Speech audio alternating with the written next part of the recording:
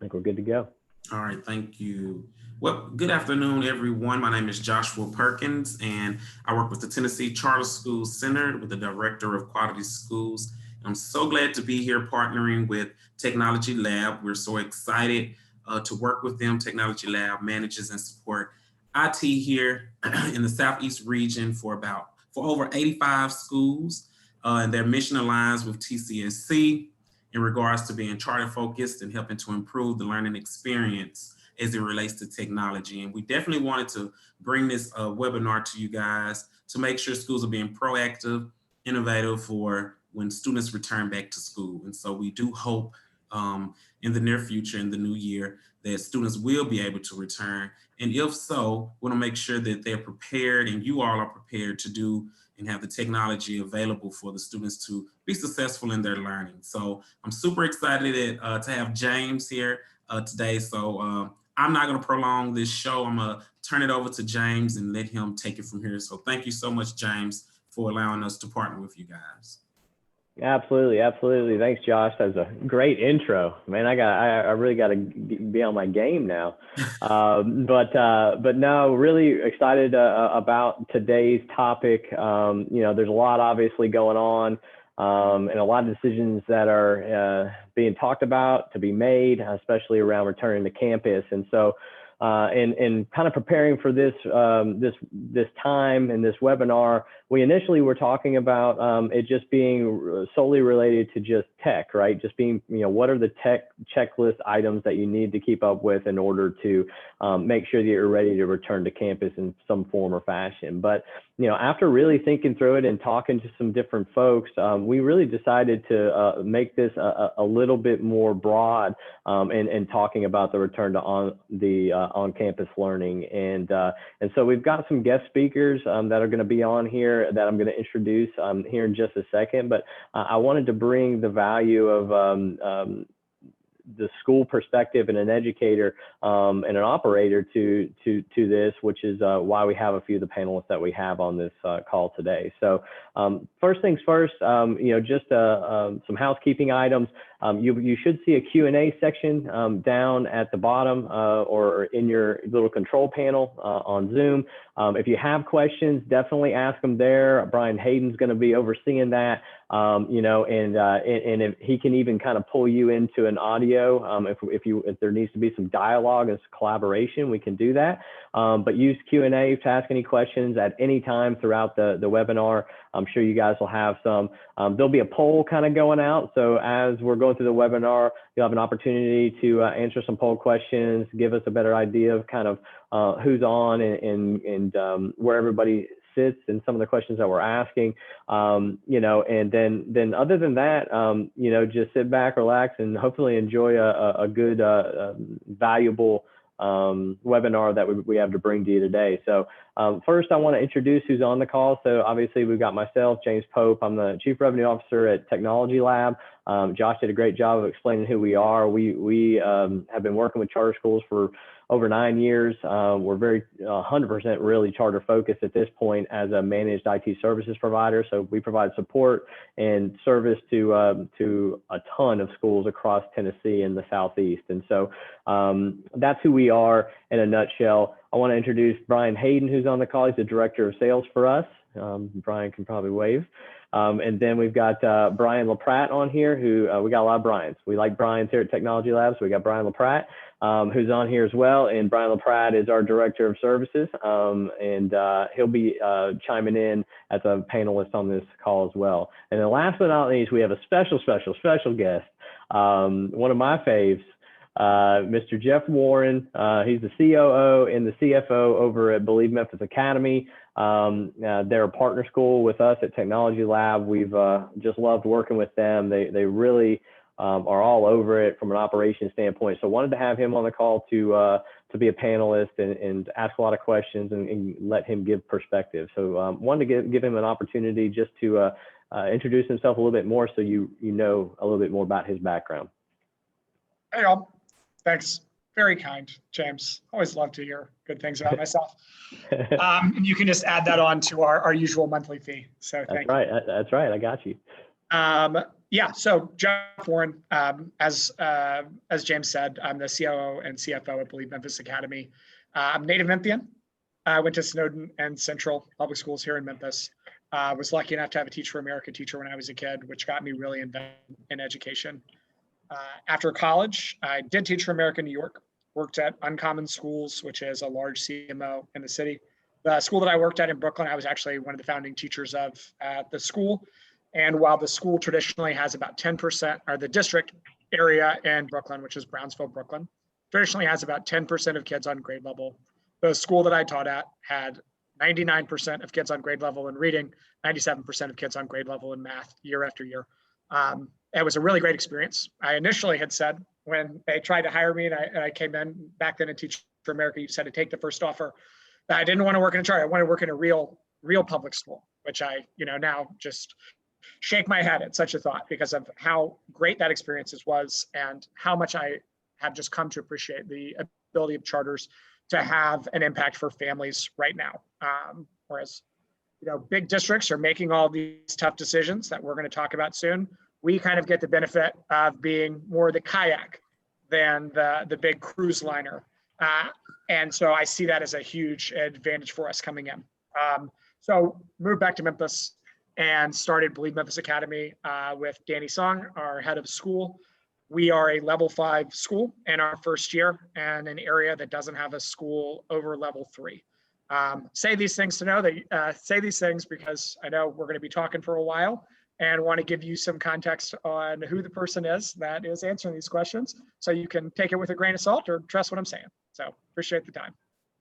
Awesome. Thanks, Jeff. Really appreciate it. And just FYI, we've allowed audio so that we can, the folks that are on here right now, Israel, Matt, Tierra, to make this more engaging, we just went ahead and just made the audio available to you. So if you have questions, things of that nature along the way, you can just straight up unmute, ask the question in the moment. And you can interrupt us as much as you want to. So, where we're going to start is on the operations side, and then we're going to kind of end with the technology side of preparation and just conversation around the return to on-campus learning. So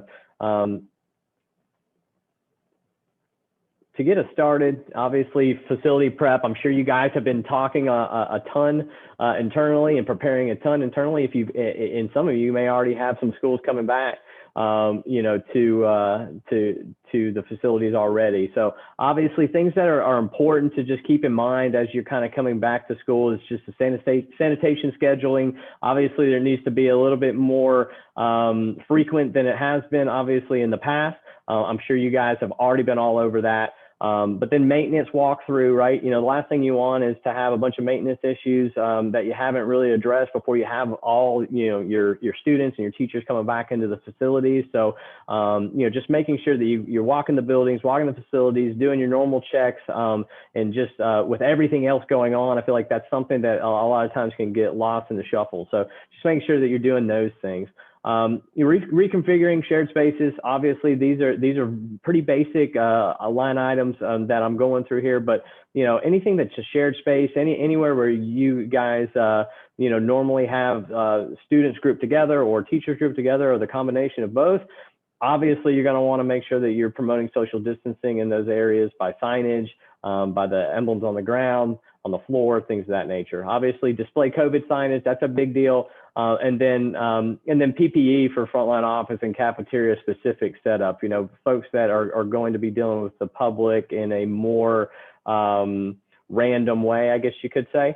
It's really important to make sure that you have the PPE that you need in place for that, which I'm sure you guys have all thought about. But I think what I want to ask here, Mr. Jeff Warren, is what are some of the key details around facility prep that you've identified as the time approaches, where we may be coming back in the facility? Well, I think these things both apply if, students are going to be back in the facility or if you have any adults in the facility. So if there's time before students are coming back in that you're thinking about letting teachers back in, or if you already have teachers back in, I think some of the first initial prep that you want to make sure you have set up is thinking about offices and common areas and how you can present an environment that lends itself towards social distancing. So spreading out of furniture, thinking about where you can get dividers. I know I've seen a lot of, or several schools, I know students coming back in where they found like really nice ways to hang plexiglass or plastic in areas where there's interaction from people coming into the building. That looks nice and is much less expensive than many of the things that you may see running on Amazon or from many companies that are selling things, which also leans into PPE. Hopefully you've all been in touch with the state and are getting all of the free PPE that is available. If you don't have students now, that doesn't mean that you can't be applying for it to have for when you do need it. If you haven't done that, it's Brenda Morris. So it's brenda.morris@tennessee.gov. And they are able to get you masks, all sorts of other different PPE, and just like having a great supply of that at school is critical. Just a brief, I'm sure everybody knows, but masks, incredibly effective. The stat that I always use with staff when we're talking about this is 2 people, one of them has COVID, they're both wearing masks, they're next to each other, closer than 6 feet for more than 15 minutes. There's less than 1% chance of the infection spreading to the other person. Now, it doesn't mean that you want to be doing that, being closer than 6 feet to someone, but does just show the effectiveness of a strong mask. And 95 masks being even more effective than that. I think just pushing away from the idea of face shield as I think about like being in schools, our initial thought was this was going to be great. We're going to get a ton of face shields. That's going to be super helpful in setting us up, but you can't hear with a face shield and your own voice is constantly echoing in your head. Plus trying to ask children to take you seriously, especially at a middle school, which is where we are, I think would be absolutely impossible wearing a face shield on top of the mask. When I think about custodial, I think the first thing that comes to my mind is training, right? Like if you trust your custodial team, that's awesome. I think that's a place that I've frequently seen though, other charter operators that I talk with having a lot of concerns around the quality of custodian or also just turnover that they have. And so like what I would push in the training department is get really clear commitments from whoever you've contracted to do your custodial and then follow up with the staff to make sure that that training has been made clear to them and that all of the things that you expect, which is wiping down surfaces, making sure that like if they're using some kind of Clorox 360 or any of this other new kind of like spray technology that they're able to use or using it safely. People are using, UVC lighting that they definitely know what they're doing because that can be incredibly hazardous to people as much as it's hazardous to COVID. And then the other things I'm thinking through is just making sure you've got a really clear idea about how your schedule is going to match with the custodial schedule. If there's times when students are out of the classroom, having time for the custodians to get in during those times and wipe down surfaces. While airborne is by far the way that this virus spreads the most, keeping our surfaces clean is a great way to keep down other illnesses that could be happening in the school, which makes the entire process of having children back way more complicated when people are saying they're sick. So anything you can do to reduce all illnesses is a huge boost. And then I'm thinking just walkthroughs, right? If you expect it, you got to inspect it. And so thinking through like making sure you walk through beforehand with custodians, what you want them to do. And then afterwards you're walking through to check that it's done. On the COVID signage front, I think we're going to get to this here in a minute.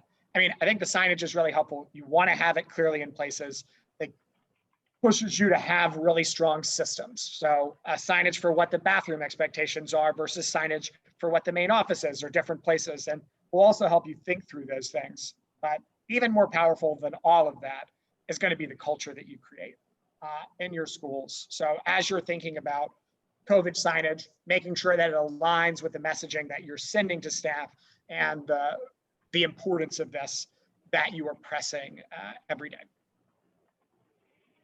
That's awesome. Israel, Matt, Tiara, obviously you guys are on this call. Any things that you guys would like to add to that? Comments, questions, that you've thought of, especially after Jeff kind of chimed in there?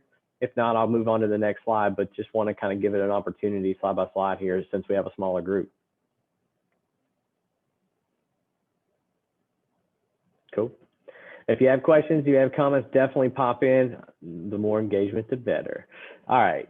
So moving on, social distancing plan. So This next slide is again, a lot of general overview type items. I'll be asking some questions around this slide as well, but obviously restricting spaces don't allow for social distancing. You guys, I'm sure, have identified those inside of your school. Jeff will probably elaborate on some of this here in a second. Communicating social distancing strategies. How are you doing that, right? Ultimately, how are you talking to your teachers about it? How are you talking to, even more importantly, to the parents that are going to be sending students back into the class about it? We'll talk a little bit about that.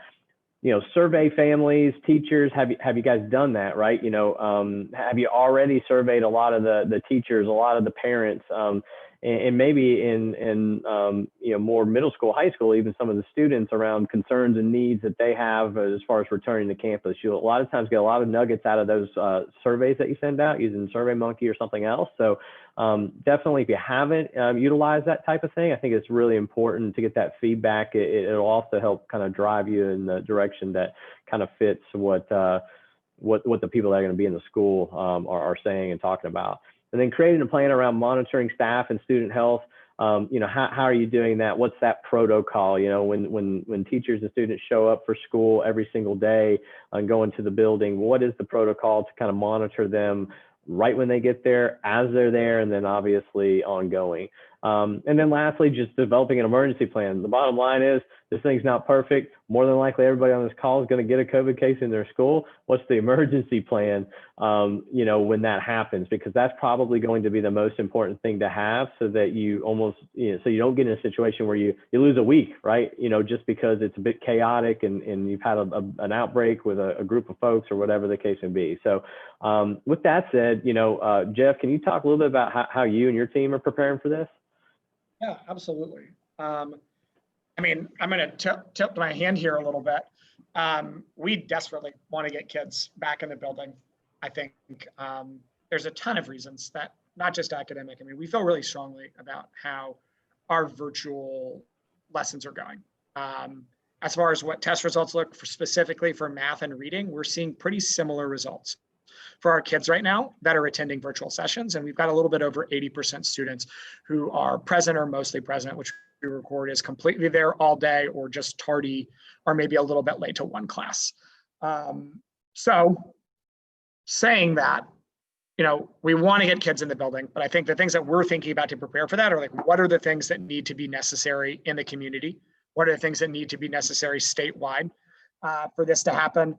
And then how do we kind of set up that to go well? So, the most critical piece that I know James already touched on is making sure that you have a really good idea about what your families want. What percentage of your families would actually come to school? Because that's going to determine what percentage of your teachers that you need who'd be ready to do that, right? If you have if you have a family council or a PTO, PTA, something like that, who can help with the thinking and the planning, but that's not necessarily the best people to rely on to know what's the overall voice. So you need a strong way to get families' voices. We used our report card conferences, which we did over Zoom through the kids' computers, to get every family to respond to that. And right now we're just not at a place where we're going to be going back in January, just based on family choice and families' concern. I think the next piece, right, is you've got to know what your staff want to do, right? Do you have enough staff who feel safe with the current and feel, so many of our staff understand how dangerous it is, but also understand how much it would be better for a significant chunk of our kids if they could be in the building every day. So they want to be there. But do you have enough staff to match with the family need? So, and then I think the last thing I could kind of think through on this side of making, do you have the ability to do it, is do you have the capacity to do both well? Because what you will end up with is certainly students, and we'll talk about this later with a hybrid model, but do you have the capacity to have an in-person school going well while still being able to maintain the quality of virtual learning? I think as charters, we want to make sure that this isn't something that takes away from enrollment. And so there's certainly a push if your district or other schools around are thinking about going in person and the potential for losing students. But there's also the potential on the other side, if your virtual starts to suffer, starts to fail, you don't want families feeling like they're not being taken care of and needing to go somewhere else for a better version. When I think about yeah. Hey, Jeff, sorry, I don't want to interrupt you, but kind of this brings up another question as you're kind of talking. given all this, I mean, where do you anticipate the most challenges? Like, where do you see the most challenges coming from in this whole social distancing situation? Absolutely. Yeah. I mean, so I think the immediate, right, that you're thinking of is like, how do you know who is infected and who is not infected? Like, there's so many people have this virus and are asymptomatic. And so that creates all sorts of havoc in all of your planning about how to keep people safe. Regular testing is something that just like, if you want to be in school, just can't be understated as a critical part of how to make this work. I know if you're in Memphis, the city wants to be really supportive of that. Poplar Labs, as well as Dr. Jane and a bunch of people on the COVID task force for the city, are very much looking for schools who want to be pilot programs for regular testing for them. The reason why this is so beneficial and like a way to overcome that is, well, I'll come back to that. So the next thing I'm thinking about is students in masks. I mean, it's the one that like most people joke about when they talk about younger kids. But I mean, if you go to any grocery store, you will see people with their masks hanging down under their nose. And like, what you can do to counteract this with students and with staff is to make sure you have a really strong culture around it and make sure that this is something that everyone knows the expectations around and is aware of the purpose for holding this to 100% in your schools. Like, if we're going to say we need to wear masks, it doesn't make a lot of sense for someone to not be wearing the mask right. So I see this as an area that I would be really worried about, but something that I believe a strong school could do a good job at mitigating by just really holding the line on adults and making sure that adults are working hard to make sure kids can have their masks on and be doing that. I think the ability to have enough staffing to make sure that you have people who can be teaching, people who can be monitoring students, especially if you're doing more of a virtual site model, which I know is what Shelby County Schools has proposed as an idea. And then I think the thing that I have found, yeah, Jeff, can you hear me? yeah, I can. As far as that, I remember when I was talking to you about this, you mentioned, having enough staff. You mentioned that you guys made it a point to actually hire additional individuals. Can you talk about that real quick? Yeah, I mean, what makes that possible is there are a lot of grants out there from the state. I'm sure Josh can point you in the direction of a ton of those opportunities. We have been able to secure a lot of additional funding in this year. Hopefully you all got the PPP grant, and we've used that for additional staffing. Right now, the additional staffing is delivering meals to our students. We have a lot of families who aren't able to get to the school. We also are asking them to do a lot of work with virtual learning. And so we use hourly people who used to be our bus monitors and some additional moms and family members to drive routes and bring school supplies and packets and their meals, which we're still doing off of the Seamless Summer program, so that we're able to get food to all of our families as well as all the supplies that they need. I think as we think about having a virtual site, we'd want to be using those same people. We'd want to be using those same people in a virtual monitoring session. I think those staff members know our culture, they're well aware of it, and it's people that we already have a rapport with who we feel comfortable monitoring students because they've been bus monitors. But I think as you think about like what your school has capacity to do, you don't want to be put in a situation in which your teaching capacity is so dramatically hindered by a COVID exposure that you're not able to teach successfully. I think that what I've seen and has been really different about this that maybe I didn't expect is just how not clear cut a COVID can be when you're thinking about making choices. And what I mean by that is, so if someone comes to you and says, I'm feeling really sick, I've got a cough, a sore throat, right? You may think it's a few other things, but I've had staff members tell me that they're concerned that they couldn't smell or eat, they couldn't smell or taste. And then those staff members take a COVID test negative, and it was all psychosomatic or allergies or whatever else that made it a little more confusing. So what that looks like in a practical setting of making a choice about students being in a classroom is you're hearing that somebody might have COVID, don't have regular testing, and instead they're having to wait multiple days. You are dealing with the effects of, okay, so now does that classroom need to be taken out of the school structure? Do we need to send those kids home? And is there some kind of capacity for there to be hybrid teaching already set up for those students? Because if you've got a situation which the way that the way that COVID is prevalent in Tennessee, and that's in cities and in rural counties all over the state. If we open up now, we are going to have students and staff members who are exposed to COVID, and it is dramatically likely that you will have students and staff members who contract COVID. I think it is a reality that you can make a choice around whether it's still worth opening up school because of the needs of your students, whether it's still worth setting that up because of all the other benefits that they might get out of it and all the other mitigating factors that you can do to make things safe. But you need to have things in place for your school to be able to respond effectively right after that. Because even if you have a COVID exposure that makes students go home, 11 of those 12 kids in your pod might not have it. And even the 12th one who does have COVID may not be symptomatic. And instead, all of those kids are going to need to be taught the next day. And so having strong plans and backup additional staffing to make sure something like that's possible, even if students need to go back, is really critical. Absolutely. We'll stop there for a second. Brian Hayden, do we have any questions? Any folks have any comments or questions yet? Yeah. All right. Hey guys, again, don't hesitate to hop in here. You can unmute yourself. I do see one.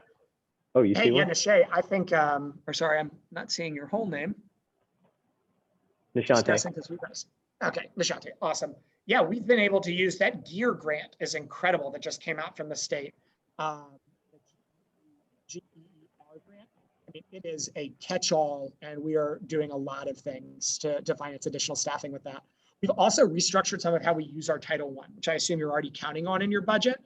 But if there's some other ways, or if you're not using it on staffing right now, I just highly encourage you to switch it in that direction. Oh, and I think I'm confused about what your question was. I think that was my question that I sandwiched with Nishante there. Apologies. Well, listen, sorry, but it is great information. We like it either maybe way. Everyone already knows it. All right, I'll move to the next slide. All right, so this is another thing, obviously, that everybody on this call, I'm sure, has done, right? Once COVID hit, you had to pivot, you had to figure out new technologies. How are you going to virtually, teach these students? What are you going to use, right? So, if you weren't really proficient and weren't using a lot of Google Classroom, you're probably a lot more proficient now. You're probably using it a little bit more now. GoGuardian, I'm sure, or some flavor of GoGuardian, I'm sure, like Mosul or others, you guys have all been using to monitor students as they're virtual, and even setting up each of your classroom websites, online that are specific to your school. So there's just been a lot of newly adopted technology that has come into the mix because really forced on many of us. And with that, I'm just curious to know your thoughts, Jeff, on how critical you see these newly adopted technologies as, students and teachers are coming back on campus. Yeah, I think it goes to the last point I was making is I see it being very likely that throughout the rest of the year, if schools open up, there will be times that you have to go back. There will be for specific students who may need to quarantine. We've also seen that there are larger school districts that have tried to open up and have had to go back. And so while there is, of course, we think about for the students that we serve a ton of trauma that goes along with that and things that make that really difficult. One thing that we could take away from that is keeping some consistency around what instruction looks like and tools that students are using so that when they go back, there's not this reintroduction period of all of these things that they need to remember how to do and refigure out. So I think keeping a lot of that incorporated, and we'll talk about this as like one possible option, but when schools talk about going back in person, one option that is often floated is just doing it as more of a virtual site and continuing on with virtual learning, but having students in a place where they don't have distractions. We're making sure that they're fed every day. Their parents are able to go back to work for all of the reasons that's good economically. And I see that as a really viable option for a lot of schools because it protects you from a ton of the downsides of having to switch back and forth and giving your teachers enough time to prepare for that. Because sure, you all know it's very, very different teaching in person and teaching virtual, and the amount of preparation that it takes to do either one of those things well is extensive. One thing that we've done that I want to kind of show that we've seen to be really effective is we've set up for our school kind of a Google site that gives all of our kids their schedule for the day. So do I need to stop, or can you just go ahead and share over me? It's gonna stop you for me to Okay. share. I got it. Cool. Cool. Awesome. So what we've got is this kind of like opening homepage, and then it essentially tells the kids they can go to any class. And why we've seen this as effective is, as much as we try to set up a GoGuardian, which we do use so you can monitor student work, we've seen it be really critical that when all of that doesn't go well, kids are just able to do the link themselves. So I've got it on the editing site right here, so I've got to click through it a little bit differently. But what you can see, the way that we've structured this and we've found to be really effective as we're thinking about having our virtual, is we've made our classrooms much bigger than they normally would be. So normally we've got 25, 30 kids in a classroom. And now when we look at a classroom, you can see there's almost 45 kids in the room.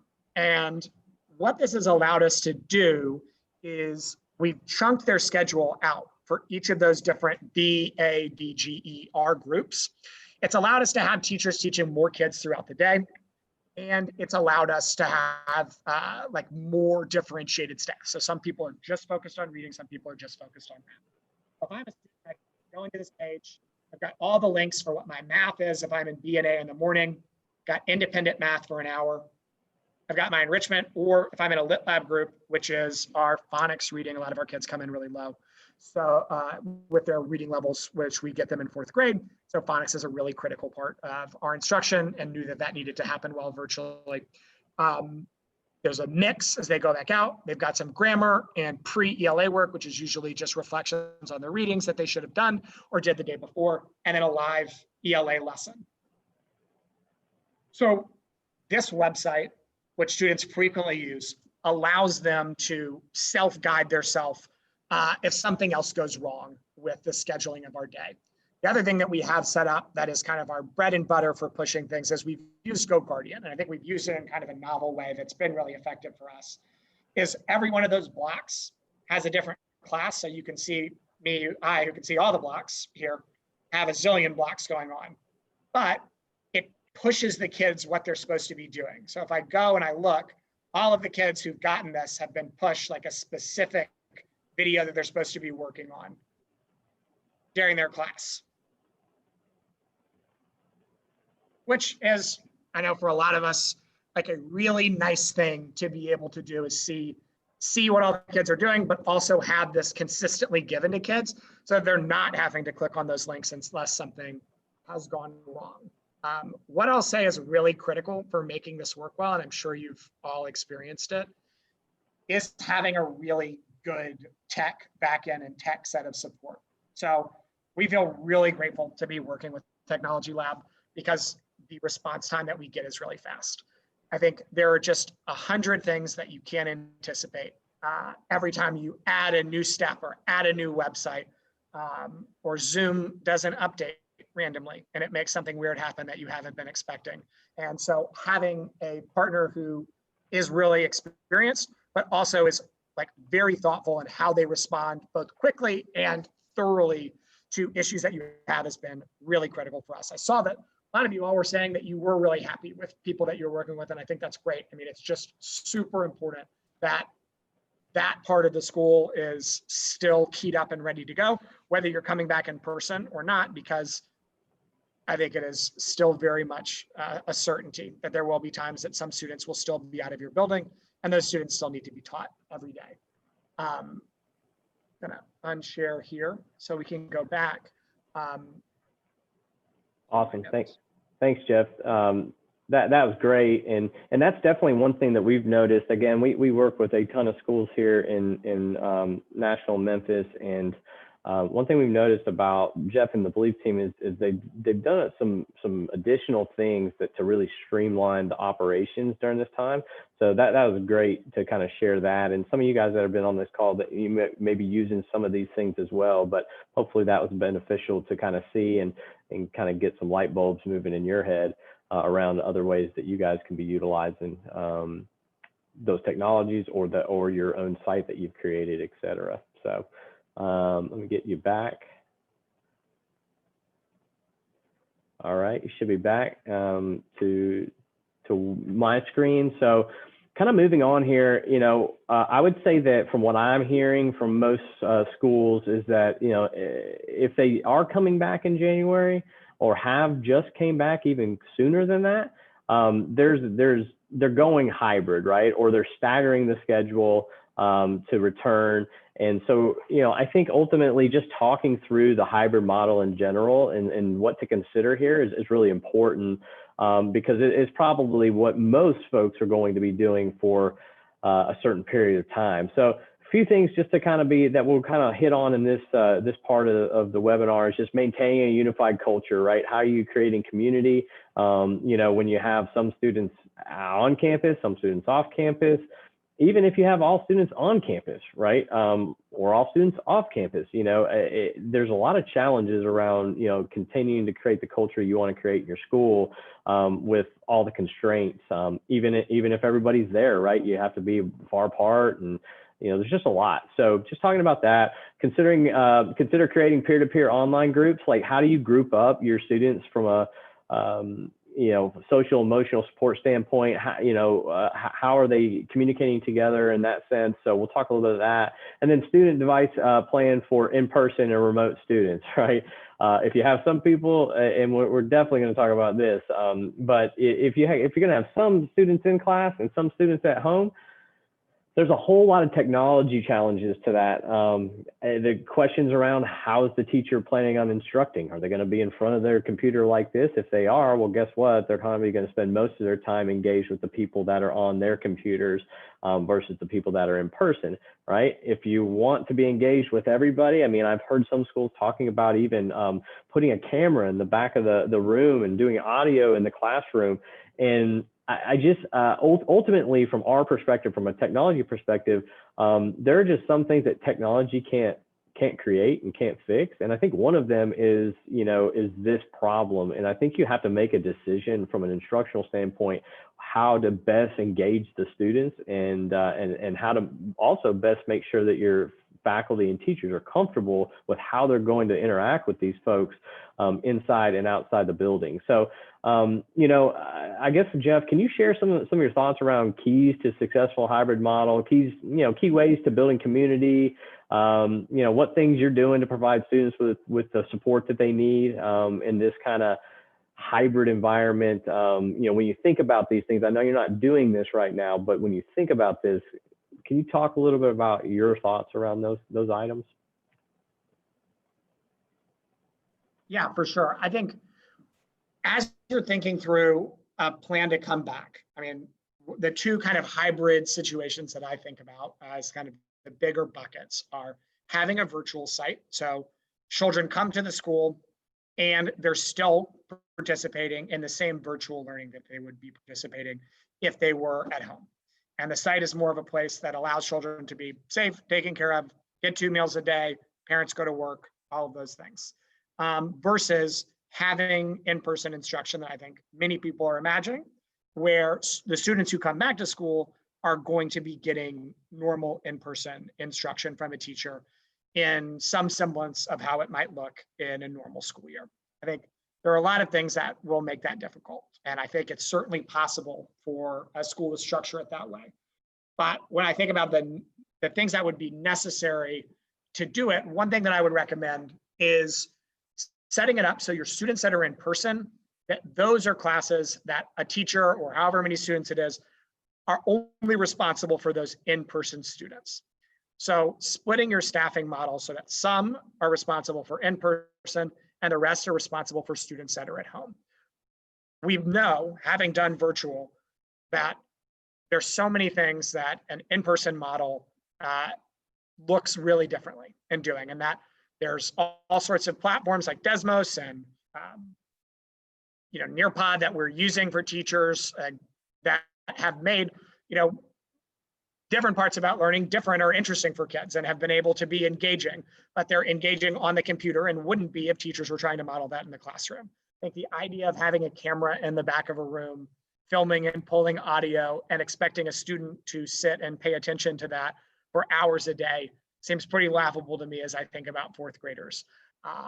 So as you think about setting it up, what I would push you to do, if there are some students who want to come back, is to say, okay, a certain amount of our teachers are just going to be responsible for those students. And that would mean changing up classrooms. But it's also going to allow those teachers to really focus on those students in school and really build strong culture, strong habits, and teach those students as well as they possibly can. And then it will allow your teachers who are teaching still virtual to be specialized at that and do that as well as they can. Trying to do two things well is going to take away from their ability to do either one of them effectively. So in a model where you want to teach your students at school in a more in-person style, I'd really push you to change staffing structure to allow that to be done more effectively. The other side, as we think about an in-person virtual school, I think you can set that up as what I would push is for staff to just be monitoring that. So to get someone else, if you could get in parents or part-time staff to monitor those students, then have your teachers still teaching as if they're teaching all of the students virtually. Now, the staff, you can go and you get all these benefits of having those kids in the room where the staff can go and just be like, oh, here's how you fix your Zoom. Or here, let me get her logged in, or let me trade her computer out right now to make sure that it's working well. So there's a ton of things that are going to make virtual learning go more effective for those kids.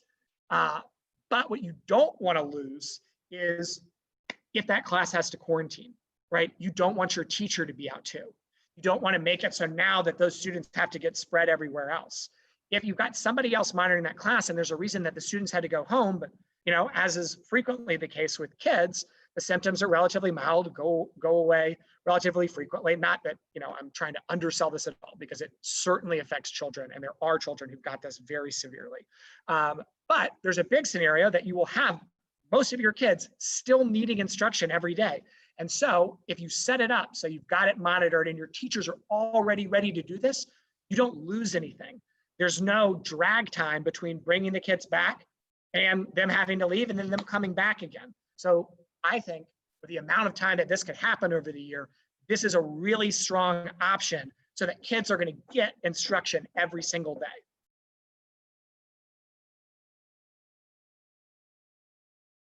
You're muted, bud. And I never do that. That's not my thing. I'm not a mess up on your mute button guy, but I've done it. It's happened. No, I mean, that's great information there, Jeff. And I think that, I'm just curious to stop for a moment before we move on to the tech part of this. Any questions, any comments, anything anybody else wants to even share as far as some things that they're doing, around if you're looking at a hybrid model, what are some of the things you guys are doing or encountering, or even challenges you're facing as you're trying to plan for this, or if you've even started some of this? I'll give it a second. Again, you guys do have audio capability, so if you want to speak, you can definitely unmute and rock and roll. But if not, that's fine too. We'll just keep on moving. All right. So I'm going to move on. So the next couple slides, looks like it's 1:52. We got started about 5 minutes late, so we've got about 15 minutes, a little bit less than that. And so I think we'll be right in line with that as far as timing, just so you guys know. Obviously this is our expertise, right? The technology, the preparation. A lot of these facilities have been sitting empty, or at least not even close to full capacity for quite a while.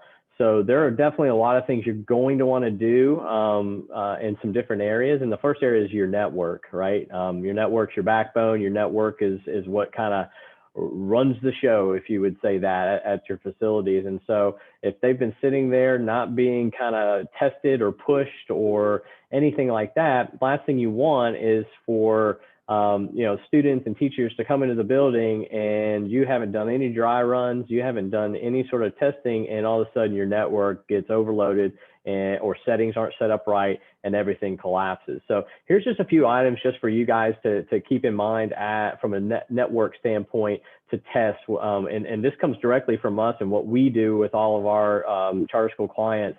So first things first, bring in 20 to 30 devices into the classroom and have each device stream a different YouTube video. I know it's really specific, but if you have 20 to 30 devices in each individual classroom and you're running different YouTube sessions in different content, that will give you the best test that you can get as far as, hey, is Wi-Fi working? Is it robust enough? Do we have what we need? Are we going to run into any challenges?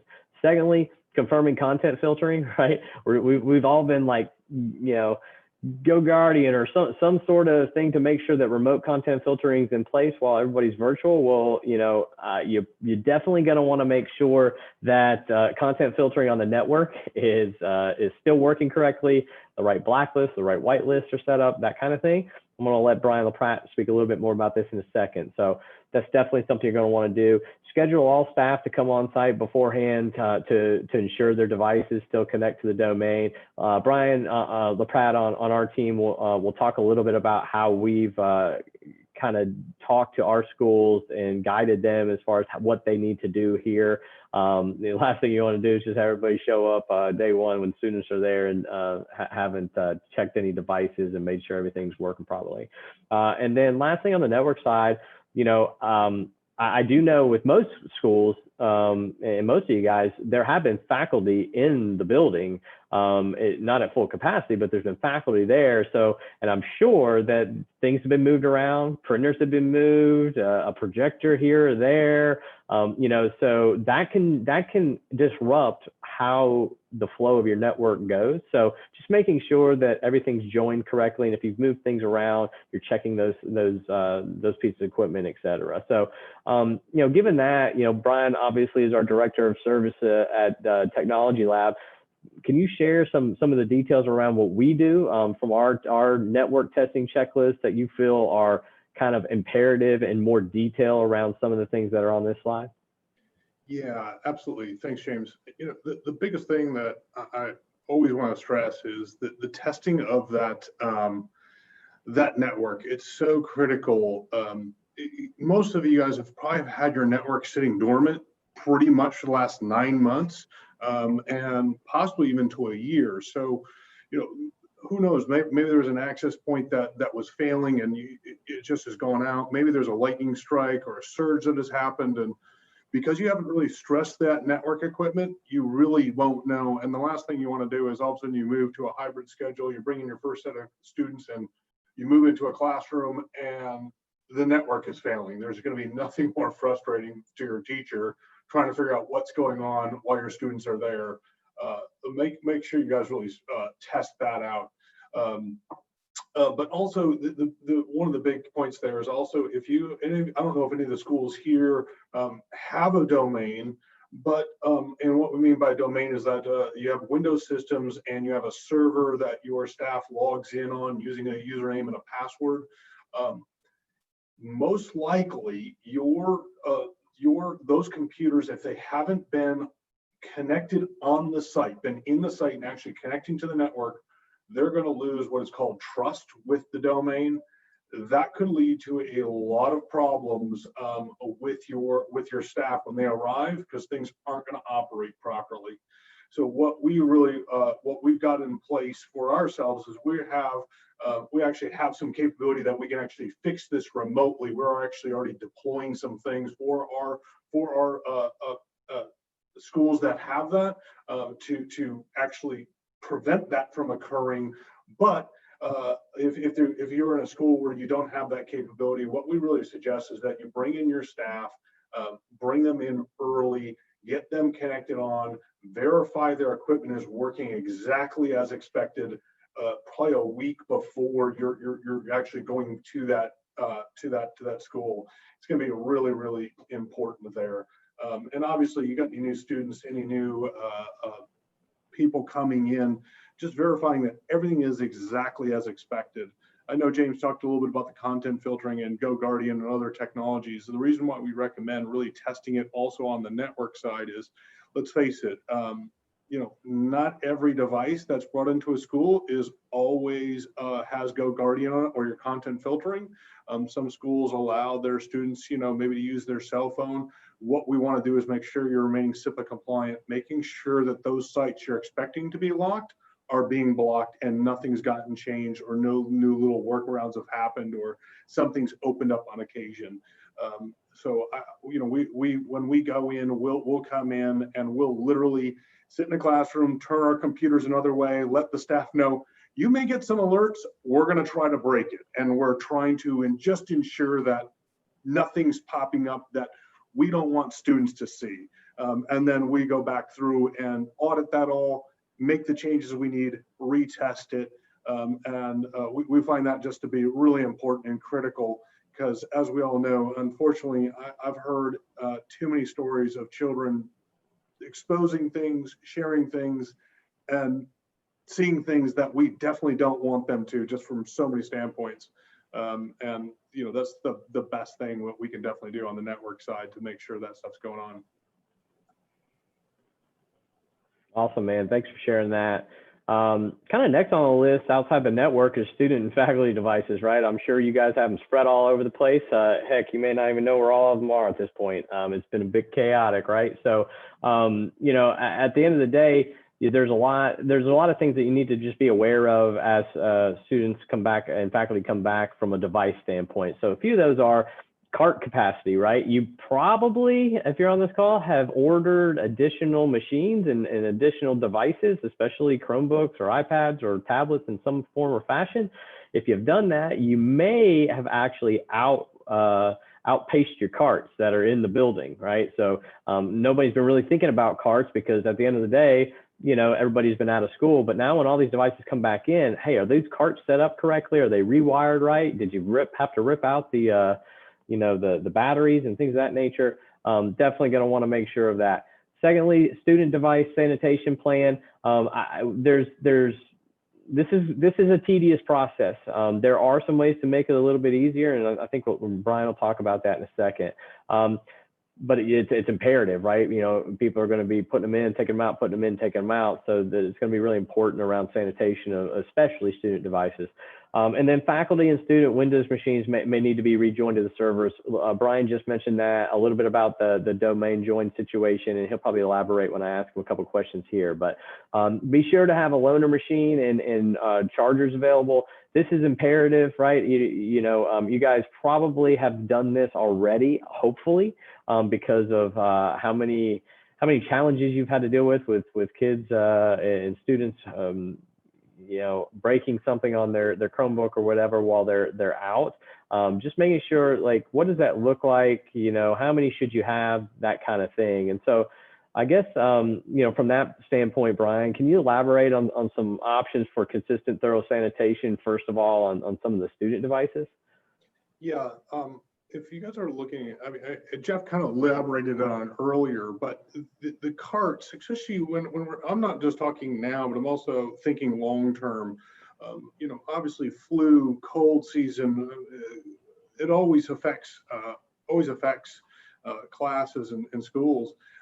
One of the possibilities that is emerging with LED lighting is that we're actually the possibility of wiring up your carts with some LED lights that actually have UVC lighting in it to actually be sanitizing those devices. Now, mind you, anything that's closed is not going to be sanitized, but while if I'm putting that device back in that cart and that light kicks in the moment that door closes, I'm actually sanitizing the outside of that device using UVC light. Now, you got to be really specific on the type of UVC light that will actually kill, antimicrobial in the right wavelengths. But rewiring and thinking about that both for now and long term is always a great strategy, especially because I think Jeff even spoke about that. Sanitation is really critical. Also, making sure you guys have those sanitizing wipes and that that they are compatible with electronics. Remember, you can't just hose down electronics with a bunch of alcohol. You will destroy your devices. So making sure that the sanitation items you're using are appropriate for electronics, because there are some different items you want to be using. Obviously, screens you got to be very particular on. Keyboards are perfectly fine to be using an alcohol wipe. Your touch pads can be sensitive, so just be really careful about what those items are. And if you have any questions on that, we can definitely provide you with some information or do some research. You can do some research on what are the best things to sanitize those devices when you need to physically touch them.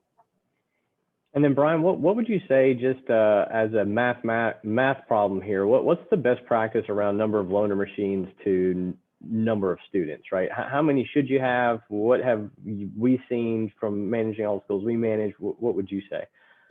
Yeah, we safely say that you want about 5 per every 100 students, or 5 for every extra 100 devices you have.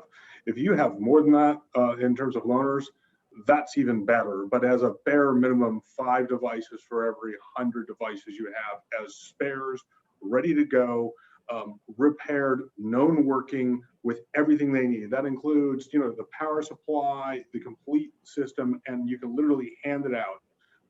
Obviously, with Chromebook devices and other devices, there's been such a strain on getting repair parts. We're seeing a longer repair time sometimes than what we normally would like. So having enough devices to take care of that is going to be critical. Also, especially if your students in a hybrid model are going to be taking them back and forth to home, because maybe it's just a little bit easier on the sanitation side. We find that when kids move those devices back and forth, the damage rate increases tremendously versus when they're stationary. So that is a concern, a great question to be asking there, James. Perfect. Hey team, Matt had a question, and he had said that KIPP Memphis initially wanted any students who are in person to not bring devices home, but that presents difficult issues with homework. And if we do need to shift back to 100% virtual, and kind of our thoughts on that. Jeff, what do you think around that? And even Brian, what are you guys' thoughts around that question?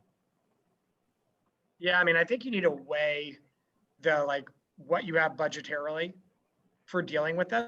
I mean, what we've seen, I just ran the numbers on it. I mean, we've gotten about $4,000 in Chromebook damage so far. And I'm running that out against how many Chromebooks we've bought.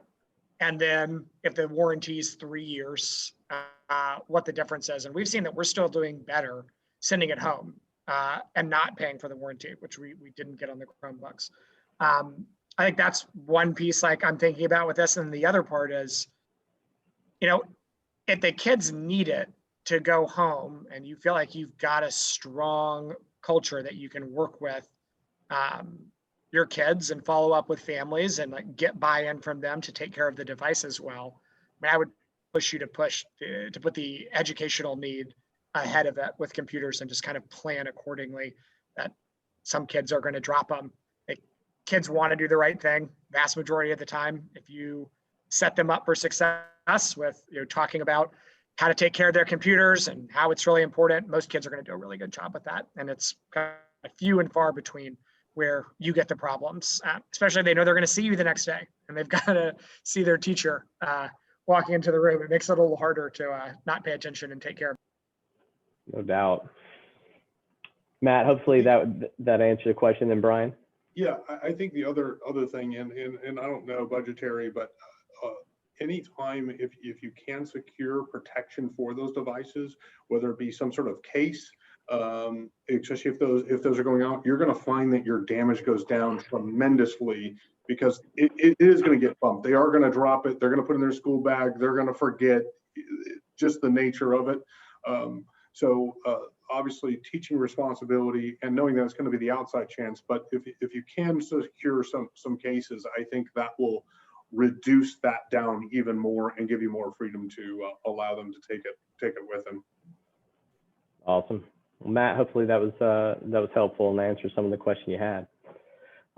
We're coming up on time because we started late, just waiting for as many people to be able to hop on as they can with any late stragglers. But this is the last slide, and I'll end you on this, and then we'll let you guys get back to your day. But peripheral equipment, you're going to need to test that stuff too, right? Just especially those projectors, you're going to want to make sure the connection's still working, right? You make sure the bulbs are working, make sure that it's focused in right. You know, a lot of those things got shifted, moved around, stuff like that. You're going to want to make sure that in every single classroom, you're checking on those types of things.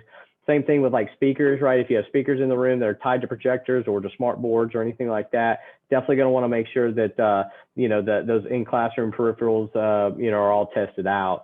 You're probably going to want to, if your teachers are using smart boards a lot, you know, whether those be Promethean or something else, just making sure that the teachers get in there beforehand, a couple days early, connect their machine to it, make sure everything's working as it should. They're able to get to everything they need to get to as they normally would. Again, functionality is working there and there's no issues. Again, just kind of being overly proactive around these types of things. And then just test printing, right? Printers, man. Who does not like printers here on this call? I mean, I think probably everybody.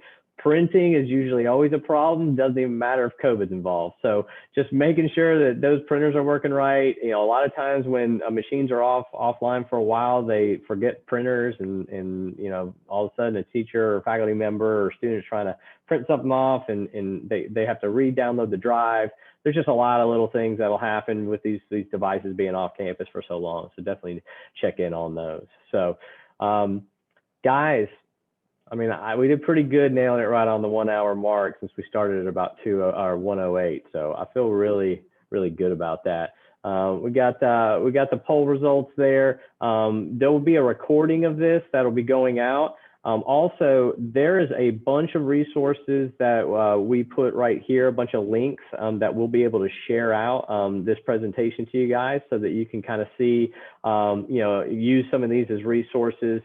Jeff Warren put me onto a couple of these that they've been utilizing, and then we've been utilizing some of these on our own. So definitely some good information. It's really a lot of content that was tied around what we were talking about today. But ultimately, look, things aren't going to be perfect. That's what I keep telling everybody. You can't be perfect. All you can do is plan and be the best you can be. So just kind of do your best as you're making planning and strategy around coming back to the facility or not. And you know, if you need any help from a technology perspective, even if it's just a question, right? You don't necessarily have to partner with us to reach out and use this as a resource. We're happy to help, you know, where we can within the community. So just let us know. Again, like I said, we'll be shooting this out later. Special thanks to our panelists on the call today, Mr. Jeff Warren. Thank you very much. A lot of great information on here. Really appreciate you being on and sharing this info with the rest of the group. And Brian, obviously, I know you probably have about 1,000 tickets that you could be talking to the team about right now versus being on this call. So really appreciate you being on here too and taking some time to talk through some of the tech stuff. So guys, signing off here. Thanks for your time. Have a good rest of the day. And if we don't talk to you before Thanksgiving, have a great Thanksgiving. Eat a bunch of turkey. Talk to you later.